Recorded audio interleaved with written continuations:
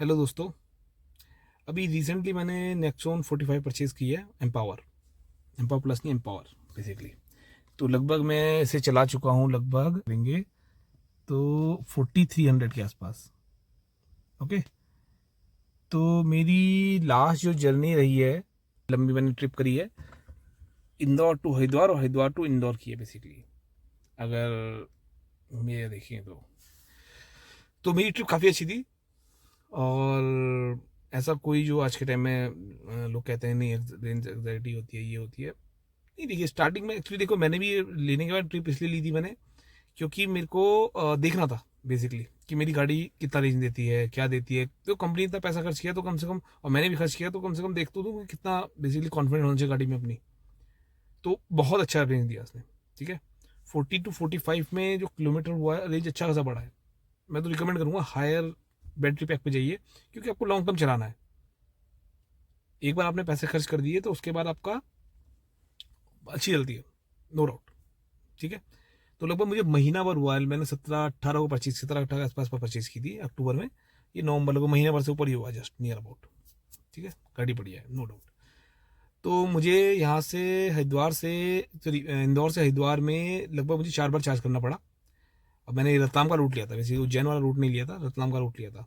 क्योंकि रतलाम उज्जैन में उस समय को चार्जर दिखा नहीं रहा था। ऐप में बहुत सारा आज के टाइम में इशू है, बहुत ज़्यादा ऐप में, सारे ऐप में बेसिकली, एक नहीं, सब भी ऐप में।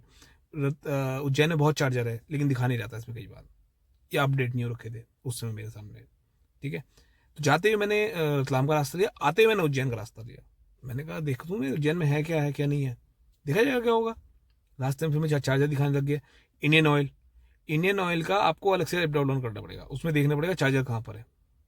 क्योंकि बहुत सारे charger, plug in, plug share bag, बहुत सारे नहीं दिखाते इंडियन ऑयल के। मैं चेक किया। ठीक है। तो मैंने टाटा की आपकी आयरा ऐप भी यूज़ करी है, टाटा पावर यूज़ करी है, प्लग शेयर भी करी है, जियो की भी करी है। सारे ऐप डाउनलोड कर लिए मैंने। ये जो आसपास मेरे को दिखा सब डाउनलोड कर लिए मैंने, चेक करने के लिए। तो मैंने यहाँ से इंदौर से हरिद्वार में रतलाम का रास्ते लिया। रतलाम से सेकंड मैंने कोटा के आसपास चार्ज किया, फिर कोटा में रुका उस सेम डे में। उसके बाद कोटा से हरिद्वार डायरेक्टली। ठीक है। बीच में एक बार और चार्ज किया मैंने वहाँ पर। मैंने बीच में 4 जोन था या स्टैटिक था, दोनों में से एक चार्ज किया था वहाँ पे। ठीक है। और उसके बाद मैं हरिद्वार पहुँच गया। फिर एक बार थोड़ा सा मैंने फरीदाबाद में एक बार थोड़ा चार्ज किया, 70-70% के आसपास। उसका डायरेक्ट में पहुँच गया हरिद्वार। ओके। बाकी हरिद्वार में कोई इशू नहीं है। हरिद्वार में मैंने होम चार्जर से चार्ज किया, क्योंकि मेरे पास ऑलरेडी सोलर पैनल था, तो अर्थिंग ऑलरेडी हो रखी थी, तो मुझे कोई इशू आया नहीं उसमें। और उसके बाद अगर आप देखें, उसके बाद मैं हरिद्वार टू इंदौर आते हुए मुझे इश्यूज़ आए। इश्यूज़ क्या है, अब आपको वही बताता हूँ मैं इश्यूज़ क्या है। और ये एक्सपीरियंस है बेसिकली, और होना चाहिए। हर किसी को लाइफ में एक बार एक्सपीरियंस लेना चाहिए। मैंने अपनी गाड़ी को 4% तक लेके गया। ठीक है। तो मैंने देखा 4% तक कितना एवरेज दे रही है। तो सिर्फ एक गलती रही, क्योंकि मैं हर किसी को बोलता हूँ 300, 350, 400 का एवरेज देती है, लेकिन तुम 300 पे रुक जाओ, 300 पे जाके चार्ज कर लो। मतलब लगभग आपका 20%, 15-20% के आसपास आ जाए तो चार्ज कर लो, और आसपास चार्जर देख लो। मैंने क्या किया, मैंने हरिद्वार टू फरीदाबाद क्रॉस किया। फरीदाबाद का आपका पलवल पड़ता है, पलवल के रास्ता हाईवे में आपका एक हाईवे पड़ता है, नाम याद नहीं आ रहा मुझे, पैसे कुछ होता है हाईवे के आसपास हाईवे है। तो वहाँ पे मैंने कहा था इंडियन ऑयल का चार्जर है, वहाँ चार्ज कर लूँगा मैं, कोई इशू नहीं है। दो चार्जर थे वहाँ पे इंडियन ऑयल के। तो जब पहुँचा वहाँ चार्जर चल ही नहीं रहे, लेफ्ट वाला भी नहीं चल रहा और राइट वाला तरफ जो हाईवे की दूसरी वो भी नहीं चल रहा। तो यहाँ प्रॉब्लम आ गई। उन्होंने कंप्लेन करी थी, कह रहे कल ही ख़राब हुआ है। अब जब हम प्लान कर लेते हैं तो हम देखते हैं अरे आसपास ये चार्जर है, और अगले दिन ख़राब हो तो दिक्कत हो गई। अब प्रॉब्लम क्या थी, मेरी लगभग 15% के आसपास बची थी बैटरी, और 55 नहीं, 10% के आसपास बची थी बैटरी। और मुझे दिखा थी 50-55 का एवरेज, कि 50-55 रेंज रह गई है। अब प्रॉब्लम क्या है, अब देखो मैं 10% लेके गया, अब मेरे को पता था 50। अब प्रॉब्लम क्या थी, आसपास चार्जर, दूसरा चार्जर 90 किलोमीटर दूर था। ठीक है। अब 90 किलोमीटर तो मैं जा नहीं सकता था। मैंने कहा क्या किया जाए। फिर मैंने हाईवे से नीचे की तरफ रास्ता लिया सिटी का, जस्ट रिवर्स गया 30 किलोमीटर। उससे 15 किलोमीटर दूर गया तो आपका हरियाणा का एक इंडस्ट्री एरिया पड़ता है, वहाँ पड़ता है, वहाँ सिटी है, अच्छी खासी सिटी है। तो वहाँ मेरे को चार्जर मिल गए बहुत सारे। लेकिन उसके लिए मुझे 50 किलोमीटर रिवर्स करना पड़ा गाड़ी को। मेरा टाइम अलग से वेस्ट हुआ, 3-4 घंटे, क्योंकि 1-1.5 घंटे, क्योंकि जब 10% पे आती तो नीचे 55 की एवरेज से स्पीड चलती गाड़ी, 55 किलोमीटर के हिसाब से चलती गाड़ी। लेकिन जब मैं चार्जर पहुंचा तो 4% बैटरी आ गई थी। मेरा वीडियो पड़ा होगा मेरे उस पर यूट्यूब पे, आप देखेंगे तो उस समय भी 40% तक 40-45 किलोमीटर दिखा रहा था बैटरी चार्जर रेंज। तो मेरा लगभग 90 किलोमीटर चल सकता था, क्योंकि वो मेरी प्रीवियस टी के अकॉर्डिंग दिखा रहा था मुझे। लेकिन जो मैंने उसके बाद चलाई है उसके अकॉर्डिंग उसने बहुत कम बैटरी यूज़ करी है मेरी, और मैक्सिमम एवरेज दिया है मुझे उसने। तो कई बार हम क्या था कॉन्फिडेंट नहीं हो पाता कि नहीं यार एक्चुअली ये तो कम चलेगी, नहीं, वो आपकी प्रीवियस टी के अकॉर्डिंग आपकी कैलकुलेशन करके देता है। वो करंट में आप ढंग से चलाओगे तो आपको रेंज ज़्यादा देगा वो, सिर्फ ये थोड़ा सा अलग है चीज़ें। फिर मैंने 4% में देखा, 4 में 40% दिखा रहा था 40 किलोमीटर, और मैं 370-380 चला चुका, 370 के आसपास चला चुका था मैं। तो 40 किलोमीटर लगा लो तो 420 के आसपास, 410 के आसपास लगभग। तो 410 मैंने 2 बार निकाली, एक बार 410 एक बार 420, 2 बार निकाली रेंज मैंने इसकी लगभग।